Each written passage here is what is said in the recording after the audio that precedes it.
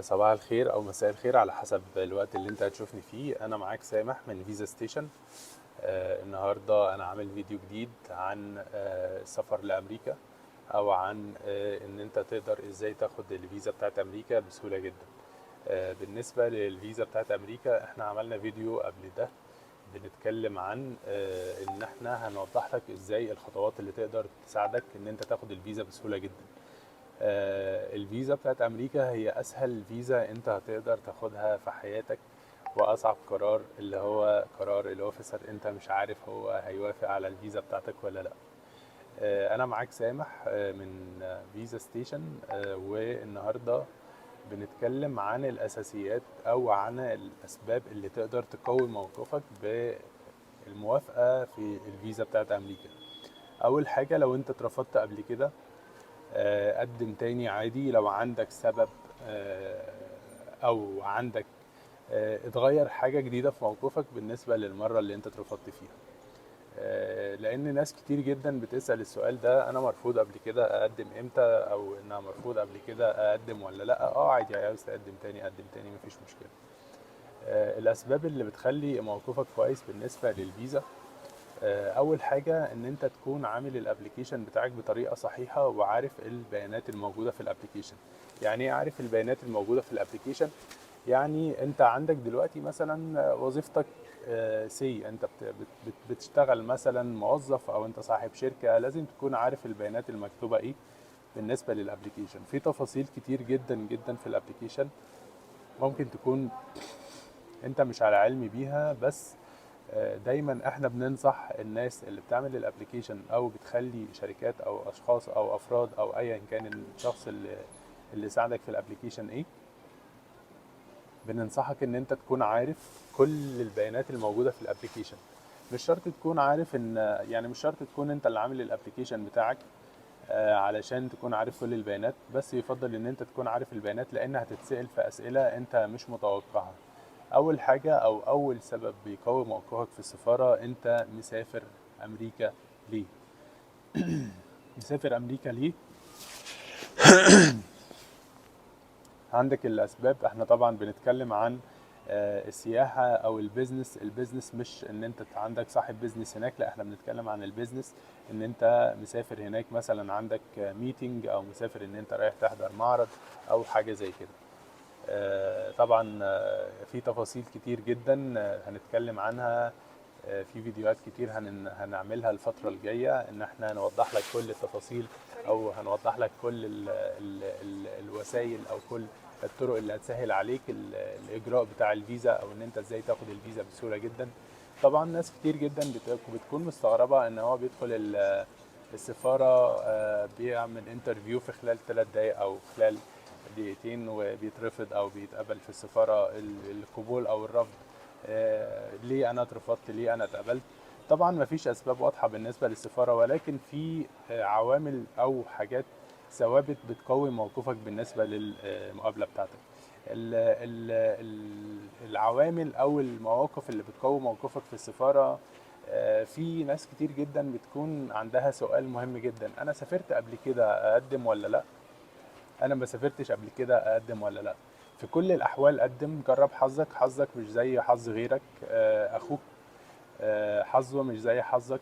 لو اتنين متزوجين، زوج وزوجة، احيانا عن مواقف كتير قابلناها، افراد، مواقف كتير قابلناها معاهم، شخص متزوج وشخص سنجل، ده اتقبل، ده اترفض، ده اترفض، ده اتقبل.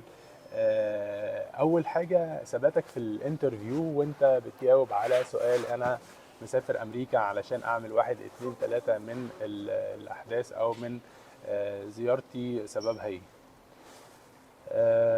لو انت مهتم تعرف اكتر تابعني في الفيديوهات الجاية. لو انت مهتم تعرف ازاي انت تاخد الفيزا بسهولة جدا، تابعني في الفيديوهات الجاية. انا هعمل لك، مجهز لك فيديوهات كتير الفترة الجاية، او احنا شغالين عليها لسه بنجهزها. برضو نبذة بسيطة عن فيزا ستيشن: احنا بنساعدك في كل حاجة تخص الفيزا بتاعتك عن تجارب كتير. الفيديو ده انا بعمله لك وانا في هولندا النهارده. علشان برضو ان اكون بساعد معاك او بديلك على الاقل حافز ايجابي ان انت تاخد خطوة. ناس كتير جدا بتسأل: انا عندي شركة بس ما سافرتش وخايف اقدم. لا، خد تجربة وقدم. انا موظف في شركة وما سافرتش قبل كده، برضو قدم وسافر وجرب، او قدم وجرب حظك في السفارة. مش كل الناس مواقفها واحدة. افراد كتير زي ما وضحت لك من في الفقرات اللي قبل دي، زوج وزوجة احيانا الاتنين ما عندهمش اي سفريات وعندهم قبول في السفارة. زوج وزوجة عندهم سفريات كتير واترفضوا في السفارة. فرد عنده سفريات كتير اتقبل. فرد ما عندوش سفريات كتير، ما عندوش سفريات اصلا. في ناس معانا كتير جدا على باسبورات.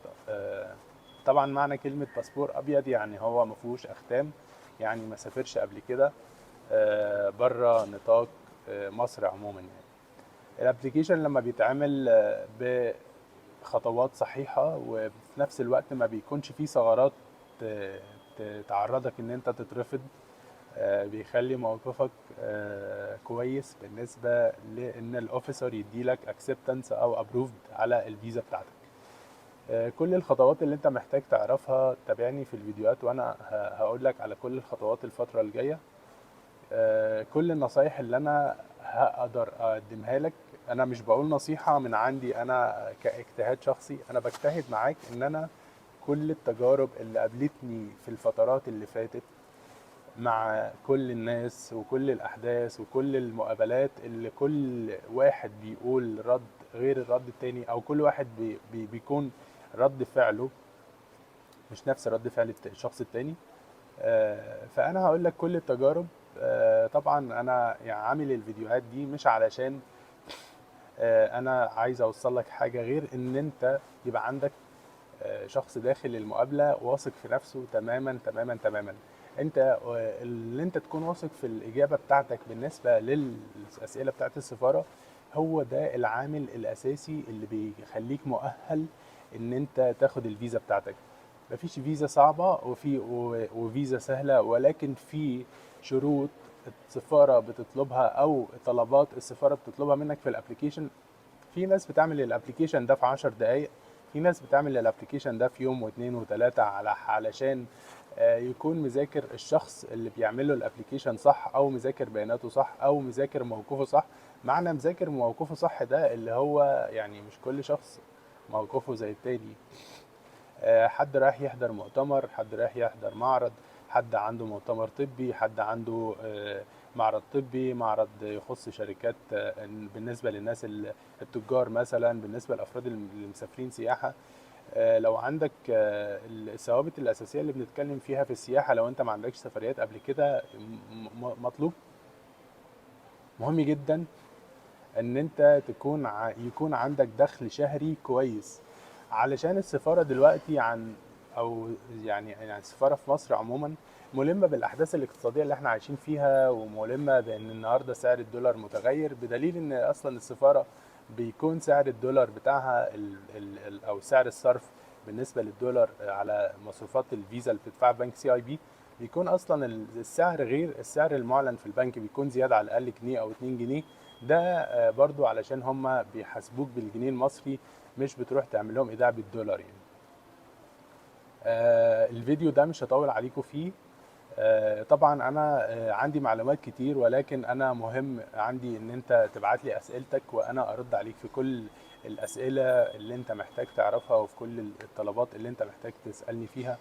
مش هبخل عليك بمعلومة، ولكن أنا محتاج إن أنت تدعمني بمتابعتي على القناة بتاعتي. أنا لسه عامل قناة فيزا ستيشن على اليوتيوب برضو، إن أنا أتابع معاكم في كل الطلبات أو كل الاقتراحات أو كل المعطيات اللي تقدر تخليك إن أنت تعمل ابلكيشن صحيح، أو إن أنت حتى لو حد عامل لك ابلكيشن إن أنت تقدر تاخد الخطوة وتاخد اكسبتنس في السفارة. تابعني على القناة بتاعتي، وإن شاء الله الفترة الجاية في فيديوهات كتير. شكرا.